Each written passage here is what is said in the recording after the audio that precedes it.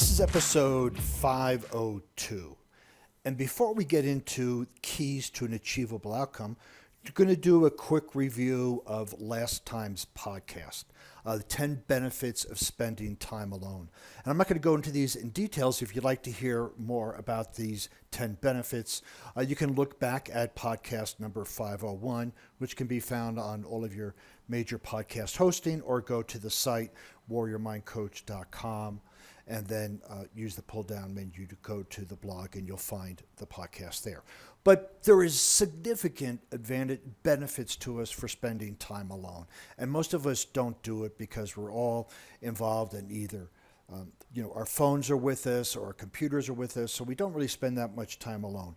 But there's no pressure on performance, right? When we're by ourselves, we just do whatever we want, whether you're working out, whether you're drawing, whether you're doing something. There's no pressure because there's nobody around you. You can have creativity. When you're around, you open up to your creative influences, your creative mind, if you will. So when you're not distracted with other things, the creativity can flourish. It can be refreshing, right? Just to spend time by yourself. It's out there, it's refreshing, it's nurturing. And this could be just spending time by yourself in your home, or out in a park or out in nature. I prefer out in nature, but it's just spend time alone. And you can have time to sort through your problems, right? Because when we're with people, we have issues in our lives, but we usually don't put ourselves in a place where we can sit and think about and come up with solutions. So spending time alone will provide that. Again, refreshing time. Time to sort out your problems. Better understanding of yourself, so you'll be able to understand yourself much more effectively. New best friends emerges. You are your best friend. You are your new best friend, and that will emerge when you spend time with yourself.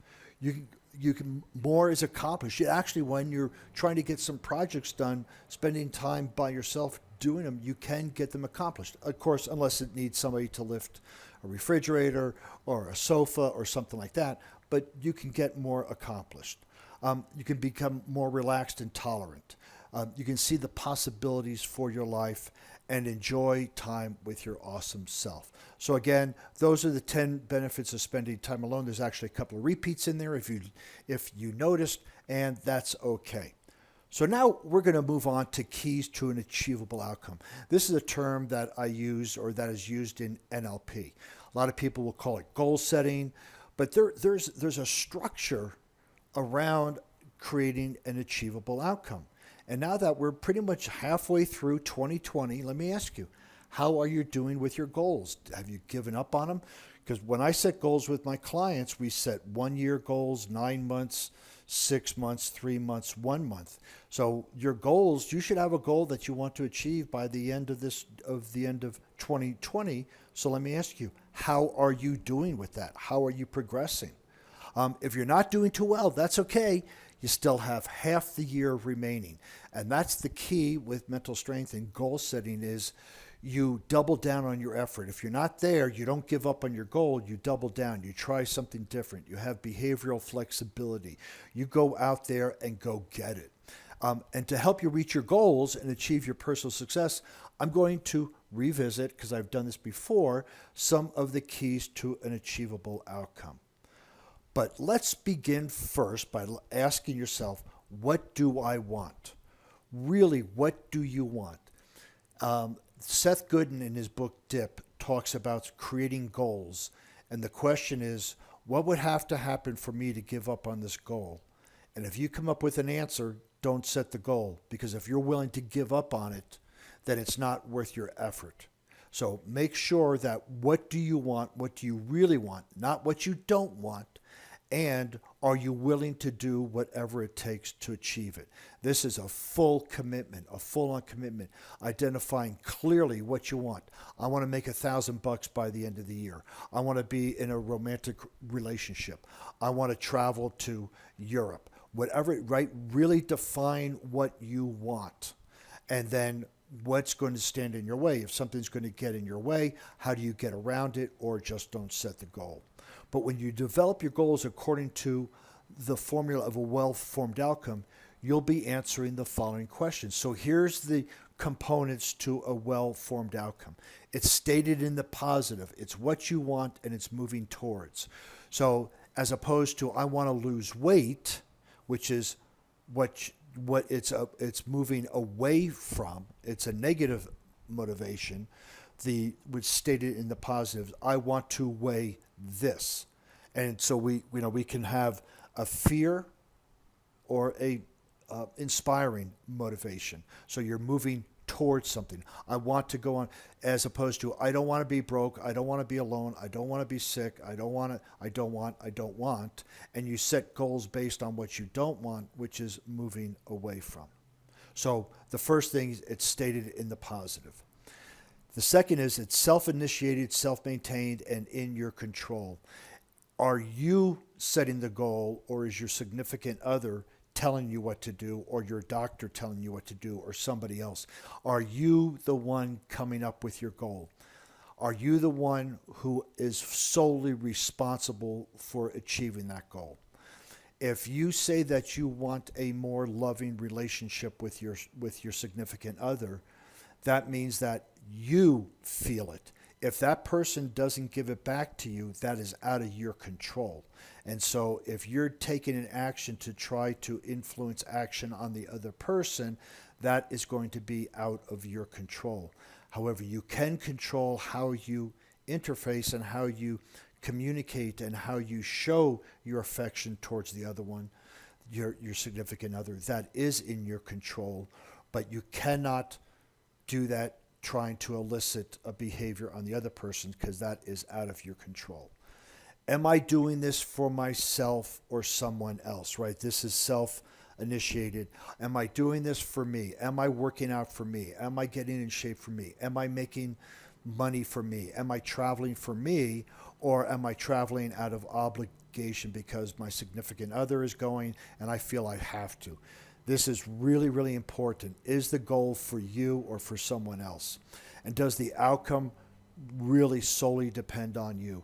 The more you have control of the outcome, yes, any outcome out there involves some other individual or business or something, right? So, example, if you were going to the gym and you wanted to hit a PR of a deadlift of 315, COVID hits, the gym closes. Yes, there's always those scenarios, but given a normal activities and normal life, that would be something that is solely dependent on you, hitting a PR of 315, for example. So specific evidence of procedure, what does that mean? It means, how will I know that I'm getting or have gotten my outcome? How will you know you're getting closer? So again, I'll use the example of 315. So you go in this week, you do 225, then do 235, then do 255 on the deadlift. That would be specific evidence of procedure. If you're going into the gym once a week and you're doing 225, 225, 225, that's not the case. If you're starting an online business and you want to make $1,000 a month, well, this month you make 100, next month you make 200, next month you make 300. That shows that you're getting closer to it. But we have to be aware of the specific evidence of procedure, of progress, because if we don't, we will keep doing the same thing over and over again, and expecting a different result. What will I be doing when I get it? So when you hit that goal, when you achieve that financial income, when you achieve that travel, when you achieve that, what will you be doing? You need to be able to see yourself. What will you be doing after you have achieved? More importantly, what will you be doing right before you achieve that goal? And that's the last piece of the evidence of procedure, is how do you identify? So let's just say you wanted $100,000 in the bank. Well, you're at you're just $10 short of it. So what will you be doing? You'll be looking at your bank account to see if the deposit made. You'll be going online. You'll be checking your balance. You'll be seeing, what will I be doing? Then what will you be doing when you hit that 100,000? You will be making a transfer from checking into savings, and you will see that 100,000. You need to identify exactly what you'll be doing when you get it. What will I hear, see, and feel when I have it? What we want to do is create a crystal clear representation of all your sensories so you can mentally rehearse or mentally project what that looks like. This is why this is so important. You want to hear what you would hear, see what you would see, feel what you would feel, smell what you would smell, all of that when you hit your goal. When you can get that and ingrained and hold that in your image every single day, you'll be training your unconscious mind to go after that. Because again, the conscious mind is the goal setter, the unconscious mind is the goal getter. And we need to program the unconscious mind to get what we say we want. And the unconscious mind works with representations, feelings, hearings, senses. So we need to create this crystal clear image of all sensories of what that looks like. The context is clearly defined. So the goal, you need to have that clearly defined. Where, when, how, and with whom do I want it? So where, when, so we wanted to create the environment of where this goal is going to be achieved. If you're traveling, I'm going to be in Barcelona at this date on this time, and I'm going to be with this person. If it's a weight you're going to lift, or perhaps a weight that you want to achieve, a body weight, I'm going to be in the gym. I'm going to be standing on the scale with the in-body. I'm going to have my personal trainer around me. I'm going to stand on the scale, and I'm going to see the scale that says the weight that I want to be and the body fat I want to be. So that's the context clearly defined, and that goes into that supports that specific evidence procedure of knowing exactly how you're going to feel, see, and hear. Identify needed resources. Wow, this is one that's so overlooked. So you have a goal that you want to get. So first, we want to, what resources do I have now? So if you want to travel to Spain, what resources do I have now? Well, I have a job. I have income coming to me. I have Google to look at where I want to go in Spain. So that's the resources that I have now. What resources do I need to acquire? Well, I need to get a passport. I need to buy a ticket. I need to book a hotel room. I need to get a sightseeing itinerary. So those are the resources that you need to get, and those are the resources that you have right now. And we can use those. One of the resources that I will say that gets completely overlooked is time. Most people will set each goal as a standalone goal or achievable outcome seems reasonable. Somebody might say, yeah, I'm going to read a book a month. Great. What else are you going to do? Well, I'm going to go to the gym 7 days a week. Okay. And I'm going to do, and my next goal is I want to have a meaningful relationship. And I'm going to volunteer at Big Brother or Big Sister. So we start to put each one of those separately is good for time, but when you add them all together, the resource of time diminishes. So when you're setting an achievable outcome, make sure you take into consideration how the time is going to be used. And I will say this from my personal experience with my clients and myself, we generally overemphasize how much we're going to get done and underemphasize how long it's going to take. Yeah, I'm going to clean the garage. I'm going to get the whole thing done. It'll only take me a couple of hours. 2 days later, still not done. So just be aware that time is an important resource here as well. Do I have evidence of achieving this or a similar goal before? If you do, then what was your success formula for it? If you don't, then come up with your own success formula. What will happen if I act as if I have all the resources required? So you act as if everything is aligned. You act as if you have the resources, the nutrition, the book, the nutritionist, the exercise to hit your goal. You have a travel agent. You have the money. You have your tickets purchased. You have your hotels purchased. What would happen if I act as if I have all the resources required? Well, that pretty much is confidence, right? You're going to act confidently. If there's a doubt within that, then there's probably a missing resource that you have unconsciously or consciously not identified. But the question is, what would happen if I act as if I have all the resources required? Man, you'd be taking action, action, action, action, action. Is it ecological, meaning is it good for me, others, and good for the community? Often we have goals that may be good for me, but it might not be so good for others. And that could be our significant others or our family. A goal could be, yeah, I'm going to travel for a year in Europe, but you're married with 3 kids. That might be good for you, but that might not be good for others. So just make sure that what you're doing, how does it affect others in your life, whether it's work, whether it's significant others, or whether it's your community. Also, who else will be affected by this? So if you're out there achieving a goal, if it's a positive goal, moving toward, everybody's going to be affected. Not everybody. There will be a significant amount of people in your life that will be affected if you hit your goal and if you don't hit your goal.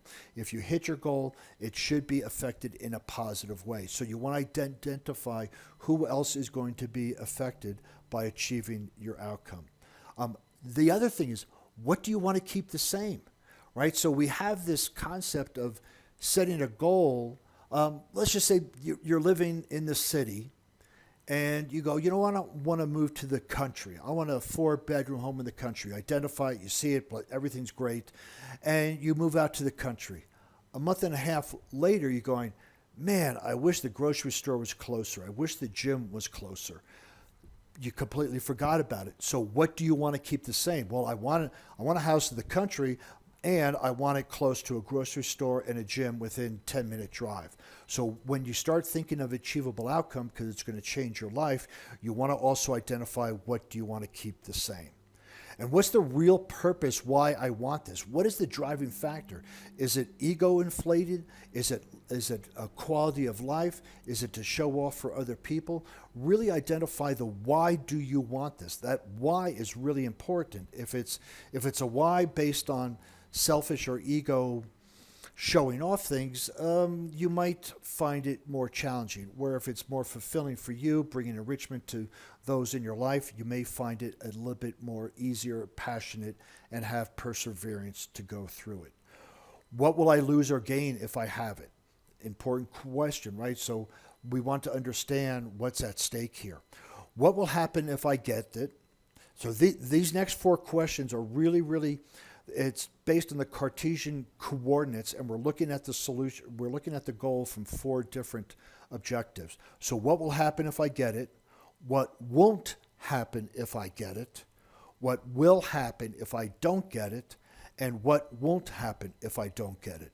These questions, there should be some overlaps. If you answer these and there's different answers for each one of them, there may be some misalignment with your goals. So this is really great. And again, if you're listening to this on the podcast, go back. There will be show notes on my blog on this, but these questions are really important for you to answer.